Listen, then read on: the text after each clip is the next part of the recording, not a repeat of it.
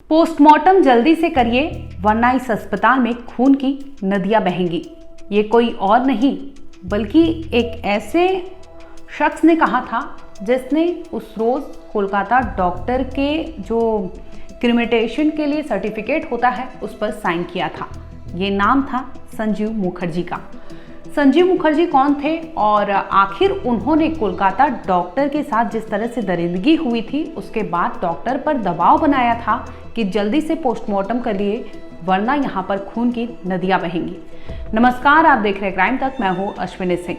दरअसल संजीव मुखर्जी, निर्मल घोष, शुभेंदु अधिकारी, अपूर्व विश्वास, ये 4 नाम इस वीडियो में बताएंगे जिन्हें लेकर हम पूरी खबर आपको कोलकाता डॉक्टर केस के रिगार्डिंग ही बताएंगे, जिसमें इन चारों ने कुछ ऐसे चीज़ें कही हैं जिसे लेकर इस केस को नया मोड़ मिल चुका है। दरअसल पहले बताएंगे कि आखिर अपूर्व विश्वास कौन था। आपको बता दें कि ये वही डॉक्टर है 9 अगस्त को जिस तरह से उस डॉक्टर के साथ जघन्य तरह से दरिंदगी की गई थी, उसके बाद अपराध को अंजाम दिया गया था और वो डॉक्टर वहीं पर मर चुकी थी। इसके बाद उसी अस्पताल में उनका पोस्टमार्टम किया जाता है। ये पोस्टमार्टम करने वाले जो फॉरेंसिक टीम के डॉक्टर होते हैं उनमें से एक अपूर्व भी थे। अपूर्व को हाल ही में सीबीआई ने 22 सितंबर को पूछताछ के लिए बुलाया था। डॉक्टर अपूर्वा से सीबीआई ने लगभग 5 घंटे की पूछताछ की, जिसके बाद वो जब बाहर निकलते हैं तो मीडिया से रूबरू होते हैं। मीडिया उनसे क्वेश्चन करती है जिसमें उन्होंने बताया कि आखिर उनसे सीबीआई ने क्या पूछताछ की है और सीबीआई उनसे लगभग 5 घंटों में उस दिन का जो दिनचर्या था, उस अस्पताल में क्या कुछ हो रहा था, इसे लेकर कई पूछताछ की है।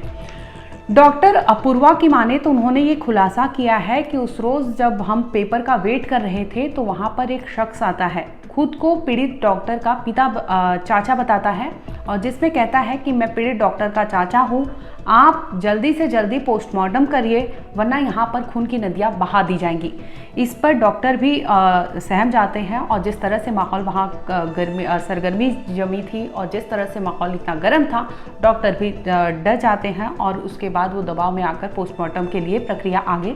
बढ़ा देते हैं। इसी के साथ आपको बता दें कि डॉक्टर अपूर्वा ने कई खुलासे सीबीआई के सामने किए जो हम आपको इस इन्वेस्टिगेशन के तौर पर आपको बता नहीं सकते, लेकिन ये पुख्ता सबूत है कि डॉक्टर जिसका नाम लिए हैं और जिस शख्स ने उन पर दबाव बनाया था वो कोई और नहीं बल्कि संजीव मुखर्जी थे। संजीव मुखर्जी अब कौन थे और आखिर संजीव मुखर्जी अपने आप को उस पीड़िता के चाचा क्यों बता रहे थे? तो इसमें आपको बता दें कि दरअसल शुभेंदु अधिकारी जो है भारतीय जनता पार्टी के हाल ही जो वहाँ पे वेस्ट बंगाल में नेता है विपक्ष के, उन्होंने एक एक्स पर पोस्ट किया है जिसमें उन्होंने कई गंभीर सवाल उठाए हैं और इस पोस्ट पे उन्होंने बाकायदा जो पीड़ित डॉक्टर का क्रिमिनेशन का सर्टिफिकेट होता है उसे भी पोस्ट किया है और जिस पर सिग्नेचर है संजीव मुखर्जी का। इस पर उन्होंने सवाल दागे हैं, सवाल पूछा है कि संजीव मुखर्जी आखिर कौन था और संजीव मुखर्जी ने क्यों उस डॉक्टर अपूर्वा पर इतना प्रेशराइज किया था कि आप जल्दी से पोस्टमार्टम करिए वरना यहाँ पर खून की नदियां बहेंगी। अब संजीव मुखर्जी कौन है और आखिर शुभेंदु अधिकारी ने संजीव मुखर्जी को लेकर क्या कहा, तो आपको बता दें कि संजीव मुखर्जी को लेकर शुभेंदु अधिकारी ने बताया है कि ये पूर्व काउंसलर रह चुके हैं। इतना ही नहीं, वेस्ट बंगाल के पानीहाटी में सीपीएम के काउंसलर यानी जो इनका सीपीएम का वहाँ पे काउंसलर रह चुके हैं और बतौर उन्होंने टीएमसी ज्वाइन की थी संजीव मुखर्जी ने, ये उनका पहले का रिकॉर्ड रहा है। फिलहाल आपको बता दें कि पानीहाटी से विधायक जो है निर्मल घोष, उनके करीबी संजीव मुखर्जी बताए जा रहे हैं। यानी जो निर्मल घोष है वो टीएमसी के नेता बताए जा रहे हैं और उन्हीं के करीबी जो है वो संजीव मुखर्जी है जिनके दस्तखत उस क्रिमिनेशन सर्टिफिकेट पे था। आपको ये भी बता दें कि पीड़िता के परिवार को ये पता नहीं था और इसके बावजूद उनका सिग्नेचर वहां पर मौजूद था। इसके साथ ही शुभेंदु अधिकारी ने अपने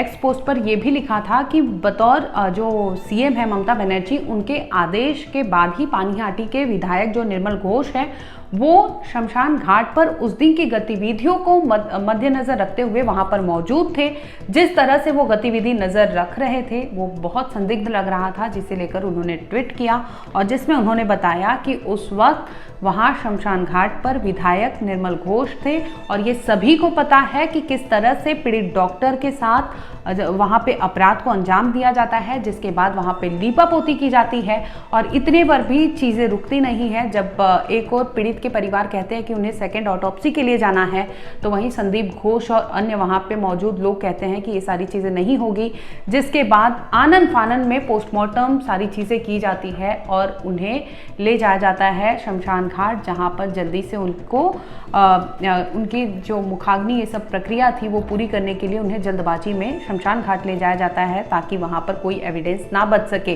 तो ऐसे में उन्होंने आरोप ये लगाया है कि कहीं ना कहीं जो निर्मल घोष है, संजीव मुखर्जी है, इन दोनों पर संदिग्धता जताई है, जिसमें उन्होंने कहा है कि इन दोनों के रोल जो है वो सही नहीं है। और कहीं ना कहीं अपूर्वा जो डॉक्टर है फॉरेंसिक टीम के, उन्होंने भी ये संदेह जताया है कि जिस तरह से संजीव मुखर्जी ने उन पर दबाव बनाया था और बताया था कि वो पीड़ित के चाचा हैं, ऐसे में जल्दबाजी में उन्होंने पोस्टमार्टम करने का दबाव लगातार डॉक्टर पर बनाया और जिसकी वजह से उन्हें ये सब चीज़ों को, प्रोसीजर को देखते हुए, अनदेखा करते हुए उन्होंने ये सारी चीज़ें की थी। आपको याद ही होगा कि इस केस को लेकर पहले कोलकाता पुलिस ने आरोपी संजय रॉय को गिरफ्तार किया था। इसके बाद सीबीआई ने 2 नए आरोपी बनाए, जिसमें आरोपी पहला जो बनता है वो पूर्व प्रिंसिपल संदीप घोष, तो दूसरी ओर दूसरा जो बनाया जाता है वो एसएचओ साहब को बनाया जाता है ताला पुलिस स्टेशन में, जहां का ये मामला था, जहां पर पहले फ़ोन जाता है, फ़ोन के बाद वहां पुलिस की टीम पहुंचती है और इसके बाद जिस तरह से लूपहोल सामने आते हैं उसे देखते हुए एविडेंस के साथ छेड़छाड़ करने का भरपूर समय देने की वजह से एसएचओ जो है अभिजीत मंडल, उनकी गिरफ्तारी होती है और लगातार इनसे पूछताछ की जा रही है। वहीं आपको बता दें कि एसएचओ साहब को सस्पेंड कर दिया गया है और फिलहाल सीबीआई की टीम जो है संदीप घोष, अभिजीत मंडल और संजय रॉय से तो पूछताछ कर ही रही है, लेकिन इनसे जुड़े लोग भी कुछ सीडीआर खंगाल रही है, जिसमें आने वाले समय में बहुत मुमकिन है कि बड़े नाम भी शामिल हो। जैसे कि आपको बताया कि उस रोज़ जो डॉक्टर अपूर्वा थे उनसे भी पूछताछ की गई है, जिसमें एक नया नाम सामने आ रहा है और वो नाम है संजीव मुखर्जी का। इन्हें लेकर भी अब आगे आने वाले टाइम में हो सकता है कि इनसे पूछताछ हो। फिलहाल आपको बता दें कि इस केस में बहुत सी ऐसे लूपहोल्स थे जिसे लेकर सीबीआई अपने स्टेटस रिपोर्ट सौंपती है, जिसमें कई तरह के खुलासे होते हैं। वहीं पीड़ित डॉक्टर की जो फैमिली है वो भी लगातार अपनी बयान जारी कर रही है, अपने लेटर दे रही है, जिसमें वो कई चीज़ों का जिक्र पहले भी कर चुकी है और आज के समय में भी कर रही है।